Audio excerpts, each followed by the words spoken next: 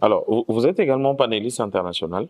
Vous intervenez dans plusieurs conférences et autres. Comment, au niveau mondial ou de la sous-région, les entreprises collaborent avec l'État afin de mieux mettre en avant le droit de consommateur ou encore revenir à la source, prendre vraiment celui qui est nécessaire ou utile, l'acteur clé, qui est le consommateur, et le mettre au centre des priorités? Oui, la question mérite d'être posée. Elle s'est déjà posée au niveau des gouvernants, notamment très haut, au niveau de la CEMAC.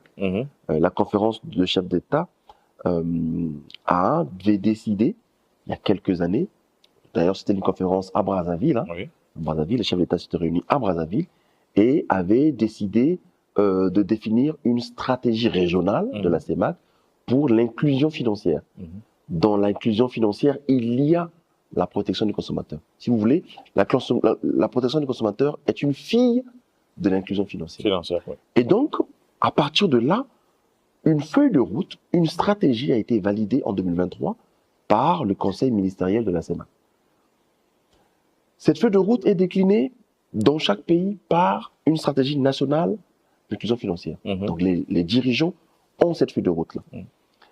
Les privés, les banques et la société civile, notamment les associations de défense des droits des consommateurs, ont été associés à cette démarche pour justement mettre en place des plans d'action concrets pour déployer cette stratégie-là.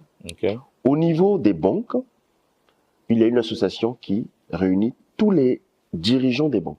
On appelle cela l'APEC, l'Association des professionnels des établissements de crédit. Le président de l'APEC, Congo, s'appelle M. Calix Tabangoli, qui est le directeur général de la Banque postale du Congo. Et donc, sous son leadership et son cabinet, a été signé l'année passée, au mois de juin, un protocole d'accord pour la promotion de la protection des consommateurs au Congo.